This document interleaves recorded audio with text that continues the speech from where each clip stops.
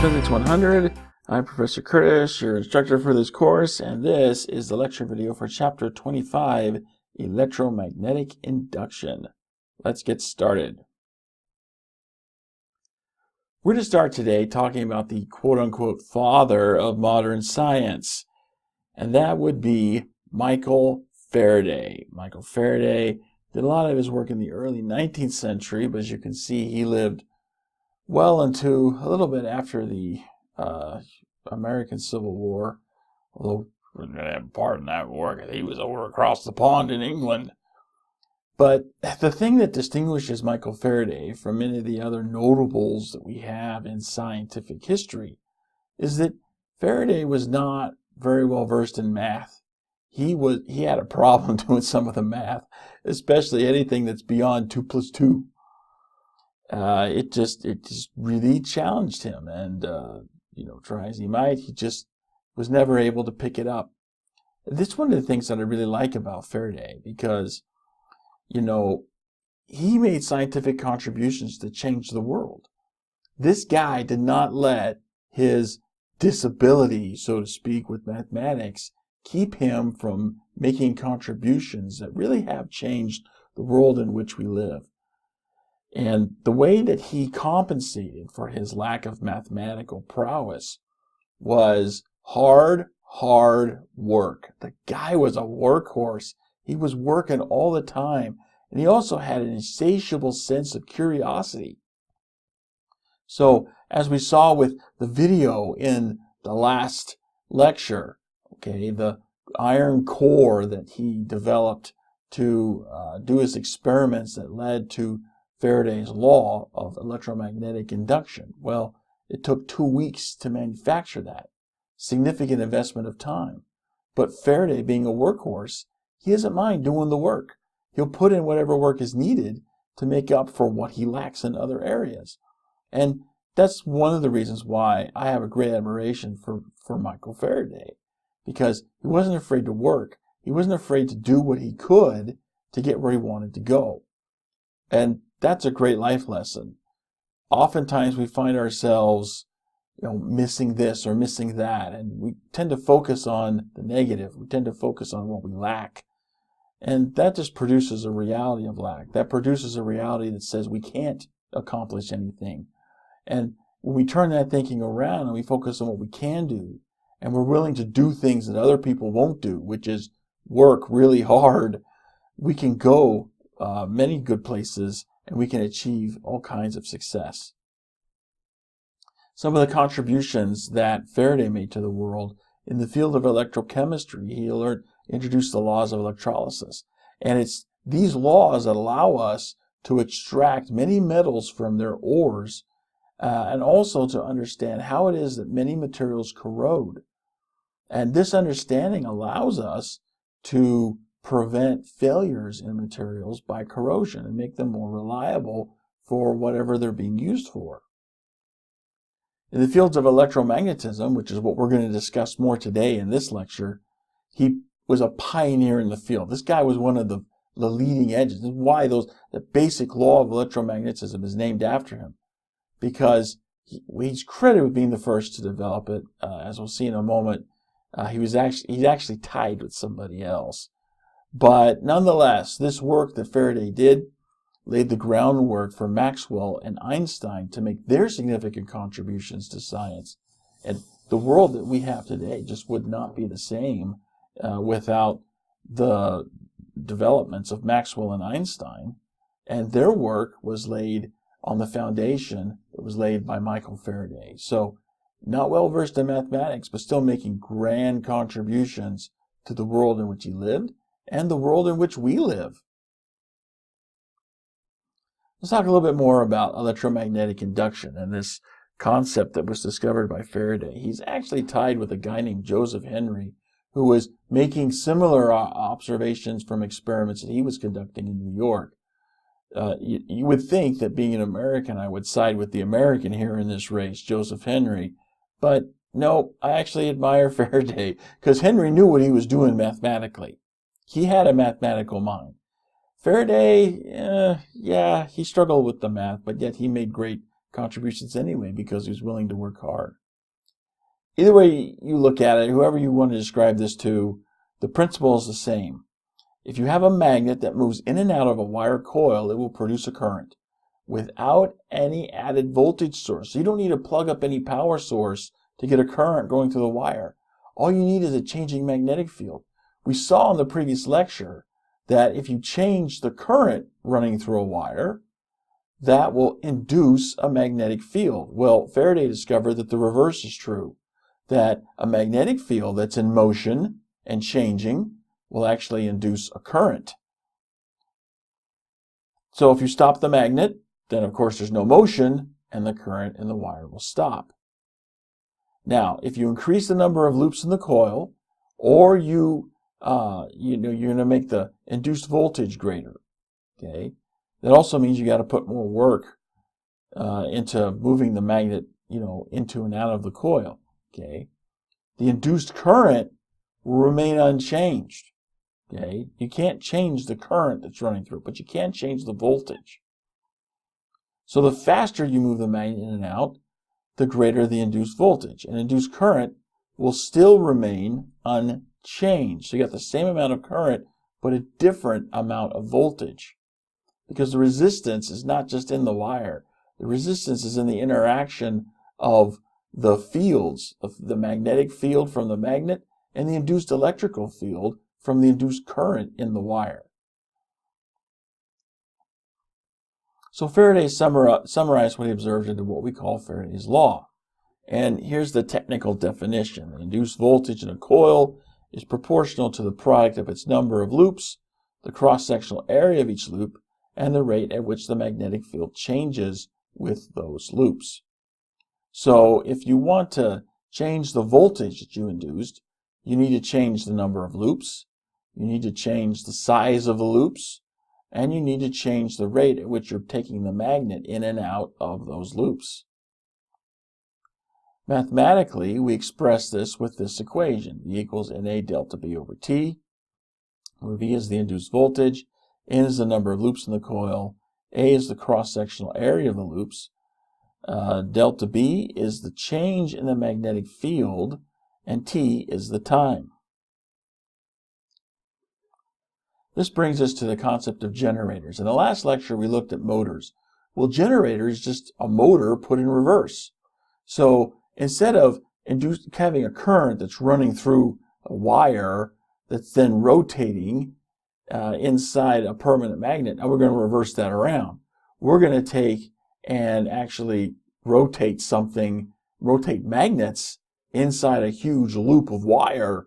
And now the wire is going to have an induced current from the changing magnetic field. So where motors take electrical energy in and put out mechanical work, generators are the reverse. They take in mechanical work and they put out electrical energy.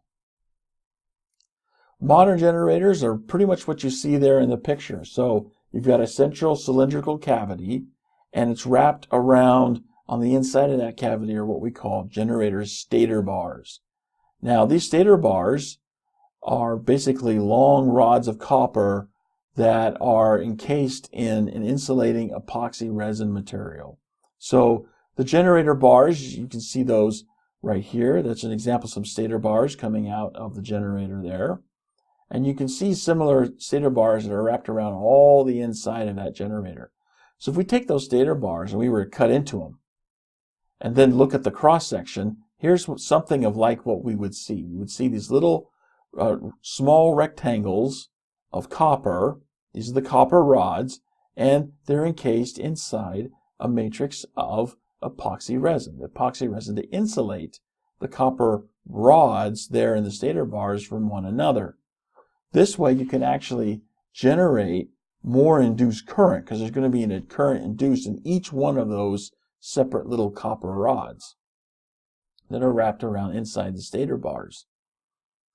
So you basically take magnets and spin them inside this central cavity. So, once the guy there gets out of the way, we'll put in a shaft, and on the edge of the shaft are these magnets, and they rotate. So if you rotate the shaft at high speed, you get a really high rate of change in the magnetic field around any one point inside the generator. And of course, that change in magnetic field will induce a current, and the current is then what we're trying to get to go out onto the grid for popular consumption.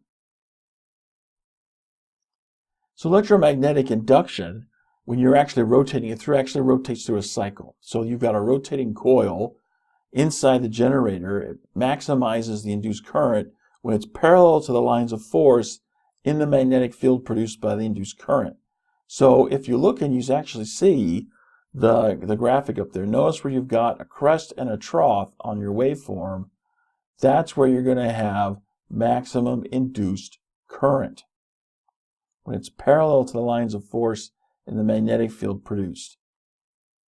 And because the direction of maximum induced current constantly switching directions back and forth, the generators are going to be producing alternating current. So this is the same basic principle upon which most of the power that's generated for the grid is produced. So it doesn't matter whether you're talking about steam, natural gas, hydro, geothermal, nuclear, wind, it's all the same thing. You just got different forces that are turning that shaft to turn the magnets inside the generator that then induces a current to produce electricity.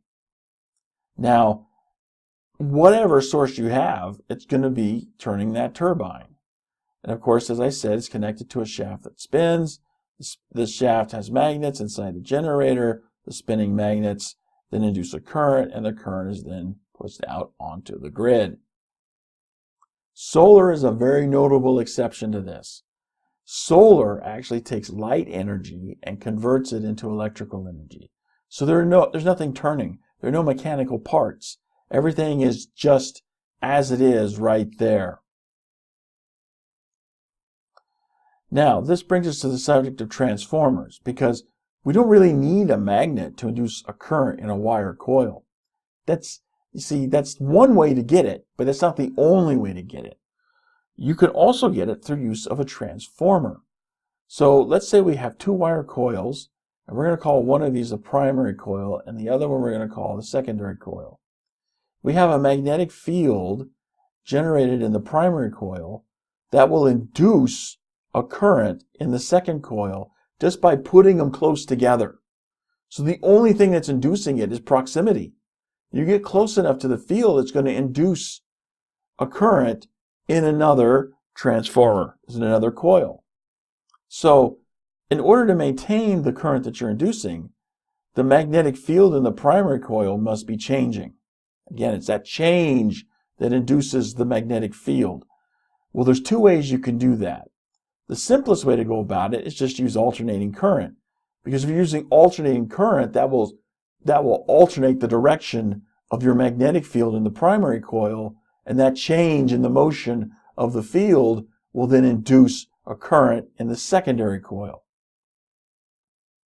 The second way to go about it is with direct current, but then you got to keep opening and closing the circuit, turning it on and off, so that you get that motion of the magnetic field coming in and then stopping, coming in and then stopping, coming in and then stopping. And you keep doing that in rapid succession, you can sort of imitate the same effect that you get with an AC circuit to sustain your magnetic field. Electric power will remain unchanged by the transformer. So the power is the same in both coils, but the current and the voltage in the coils will change. Here's some conventions we need to understand when we're working with transformers. Typically, the primary coil is going to be the one with current that's coming from some power source. And the secondary coil is going to have the induced current. So here's the equation that we use to convert voltages across the transformer. V1 over N1 equals V2 over N2. So when we see that the number of coils, which is N1 in the first transformer, the primary coil, is the same as the number of loops in the secondary coil, then the voltages in each of those coils is going to be the same. When you have fewer coils in the primary transformer and more coils in the secondary, then you're going to have what's called a step-up transformer. And when you reverse that, you've got more coils or loops in the coil for the primary than you do in the secondary. Then you're going to have what's called a step-down transformer. Now, step-up transformer, the voltage is going to increase in the secondary. Step-down, the voltage is going to decrease in the secondary. That's where those names come from, looking at it from the perspective of a secondary coil. And transformers really find most of their use in power distribution. Typically, when we're generating electric power, we're doing it at a facility that's far away from where it's going to be consumed. And the groundwork for that goes into the first house that was actually wired for electric power, the home of J.P. Morgan. Now, if you've never heard the name J.P. Morgan, you really need to read up on your history. This guy was really influential, one of the titans of the late 19th century. This guy was so loaded with cash, he actually bailed out the U.S. government when it was needing help. Today you wouldn't hear of a company bailing out the government. Today it's the actual, things have flip-flopped. You got the government bailing out companies. Not so. 100 or more years ago, it was not that way at all. The government actually needed help, and J.P. Morgan came in and saved the day. He wrote a check to the Treasury, bailed out the government when it was in need. So this guy was loaded, very influential man of his time, and his home was the first to be wired for electric light. And he actually put on a little party for all his rich friends and said, "Ooh, hey, check this out. This guy named Edison came in and put this electric light in my home." So when he demonstrated that in his house, of course, everybody else had to have it too. It's a whole keeping up with the Joneses thing. That's always been there, especially with people who are like super wealthy. And so they had to have power. Well, the way Edison was lining this up is that he had the generator was in the basement of the house. And it wasn't long before Mrs. Morgan was complaining.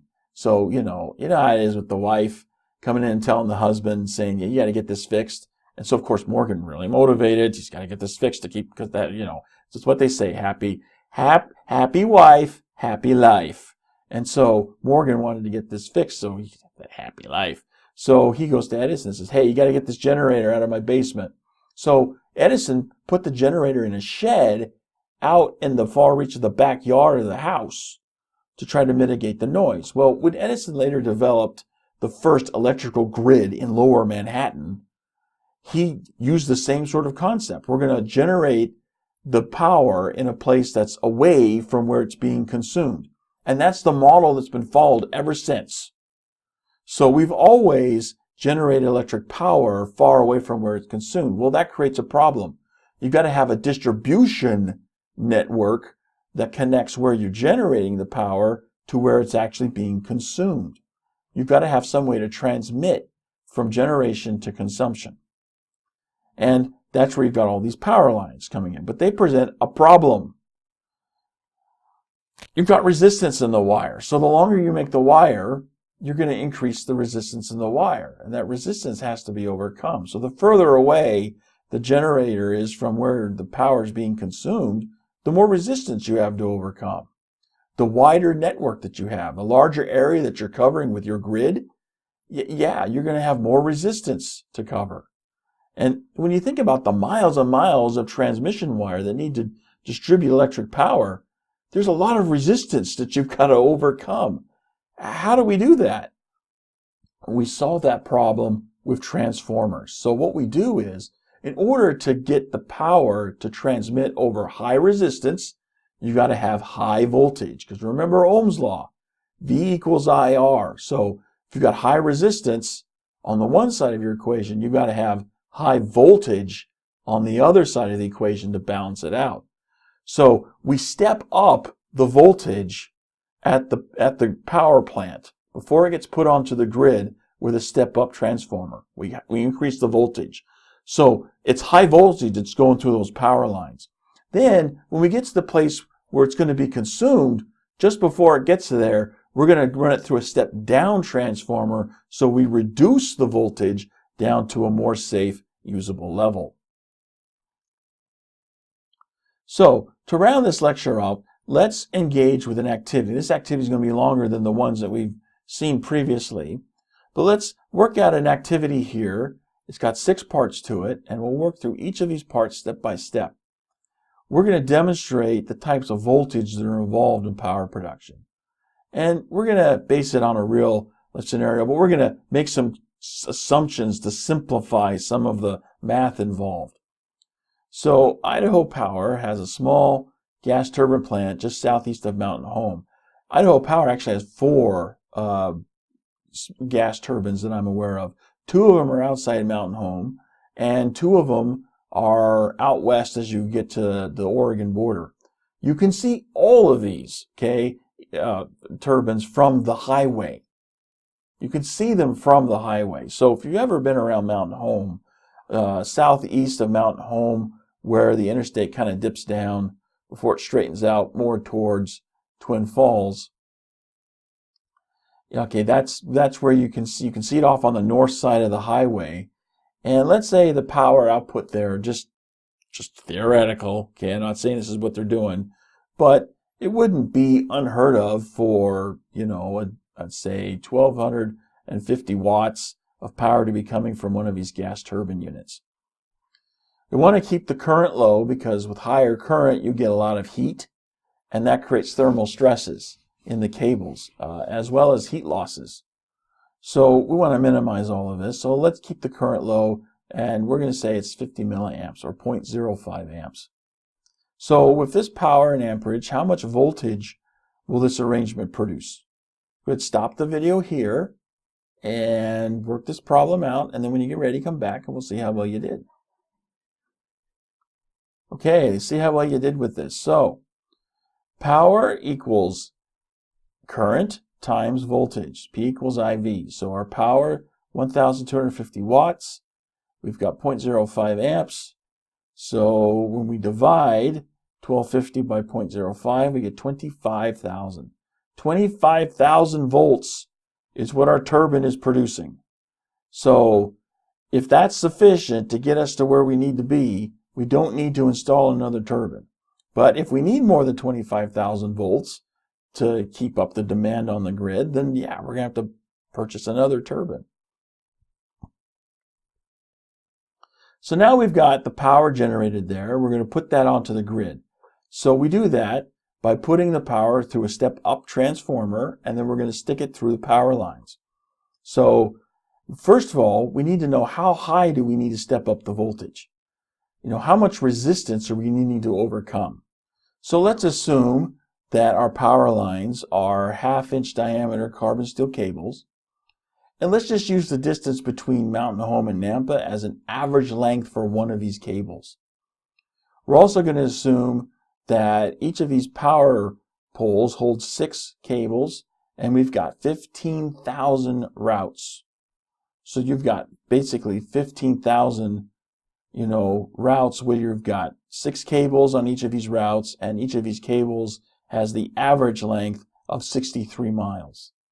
So if we're using a conversion of 1 mile equals 1,609.34 meters, how many meters of cable do we need to build our grid network? Go ahead, stop the video here, and then we'll come back and see how well you did. After you work the problem, of course. You got to work the problem first. Okay, let's see how well you did with this. So we've got 63 miles for every line, and then we've got the conversion of 1,609.34 meters for every mile. So that gets rid of the miles. And then we've got 6 lines per route, so now the lines cancel out. And we've got 1,500 routes. So now the routes cancel out, and the unit that we're left with is meters, which you can see is well over 912 million meters, or 9,125 kilometers. That's a lot of wire. Well, how much resistance are we going to have to overcome in all that length of wire? Well, we determine that from the cross-sectional area. So we assume that we've got steel cable, 1/2 inch diameter. And let's assume a singular cross section, and we're going to use this conversion of 1 inch equals 0.0254 meters. So what's the cross-sectional area of our cable? And to help you out with that, if you don't know the area formula, the area of the circle, which is what the cross-section is going to be pi r squared. Pi is a geometric constant. You should have a button for that in your calculator. If you can't find it, then just use 3.14 as an approximation for pi. R is the radius of your circle, which is half the diameter. So with this information, go ahead, work this problem out, and when you get done, come back to the video and we'll see how well you did. All right, let's see how well you did here. So we've got, I went ahead and just said, okay, if the radius is half the diameter, then I'm just going to go ahead and square that. So we get pi r squared is the same thing as pi d squared over 4. So if I take my 1/2 inch and I square it, divided by 4, and I'm multiplying by my conversion factor there. Notice I have to square it to get inches squared on the bottom to cancel out with inches squared on the top. And I'm left with meters squared, and I've got 0.000127 square meters. So really small cross-sectional area, but you know that's what we need to calculate the resistance, which is the next part of our activity. So we calculate resistance with this equation. R equals rho L over A. R is the resistance in ohms. Rho we've seen before as a symbol for density. Here it's being used as a symbol for what's called resistivity, which is a measure of how well a material insulates, or the complement of that in converse would be like how well the material conducts electricity. L is the length of the material in meters, and A is the cross-sectional area in square meters. We just calculated the cross-sectional area in square meters, and in the previous part we calculated the length. So now you have everything that you need except for the resistivity. So for carbon steel, here's your value for resistivity, 1.43 times 10 to the minus 7 ohm meters. So what resistance do we have in our power lines now? Go ahead and stop the video, calculate that out. Come back to the video when you're done and we'll see how well you did. Okay, let's see how well you did here. So we've got 1.43 times 10 to the minus 7 times that 912,495,780 divided by 0.000127. You punch that all out and you get over 1 million ohms, which we can abbreviate as, 1 mega ohm. That's a lot of resistance that we've got to overcome. So we know we need to overcome this amount of resistance in our transmission cables. The cables are hooked to the generator in series, so the current is going to stay the same. Remember, for a series circuit, current stays the same. So what voltage do we need to step up to in order to overcome the resistance of transmission? And how does that compare with what our generator produces? Go ahead, stop the video here, see what you can do with this problem, and then when you get done, come back and let's see how well you did. Okay, let's see what you did with this. So V equals IR, that's our Ohm's law. We've got 0.05 amps for the current. We've got that big, monstrous, large resistance. We multiply it out, and we get 51,371.8 volts. But remember how much voltage our generator was producing. 25,000 volts. We're a little short. So how are we going to fill in the gap? Well, we could buy more units to produce more electricity to put onto the grid, but that's really expensive. It's much more cost effective and more more effective from a practical standpoint to just use transformers. So in the last part of our activity, let's find out what transformers we're going to need. So first we're going to step up the voltage to put it onto the grid so we can overcome the resistance in the cables.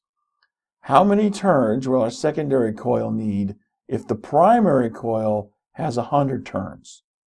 So keep in mind, we're producing 25,000 volts going in. We need 51,000 coming out. We've got 100 turns on the primary coil going in. How many do we need on the secondary coil coming out? Stop the video here and see what you can do with this, and come back and we'll see what you did. All right, so remember that equation for using transformers, V1 over N1 equals V2 over N2. So 25,000 volts coming in, 100 turns in the coil, and then we've got 51,372.9. That's what needs to come out. And then how many turns of the coil do we need? Well, notice that we don't get a whole number. So what we end up doing is we end up rounding. So 205.5 into, we're actually going to round that. We'll probably round it up to 206. So now we've got what we need to get the power through the power lines. Now when we get to the residential customers, we need to, power that down so we get the voltage at a more safe level. Remember what the voltage is in a typical residential home? 120 volts, if you forgot that. So if the secondary coil, okay, how many turns are we going to need in the secondary coil if our primary coil has 1,000 turns? Now we're going to step down. So go ahead and stop the video, work this problem out, and then come back to the video and we'll see how you did. Okay, here we go with this second part of this last part of our activity. So you put the numbers in and out comes 2.34. We'll probably round that. Well, yeah, you want to round it up actually. You always want to round up when you're rounding with the coils for your transformer. Because if you go down to 2, you won't have enough voltage. So you want to have a little bit more. Then it's better to have a little bit more than a little bit less. So yeah, we're going to round up to 3 coils there for the secondary coil in our transformer. And now we've got the power to the end user, the customer, and the consumer can be happy consuming electricity.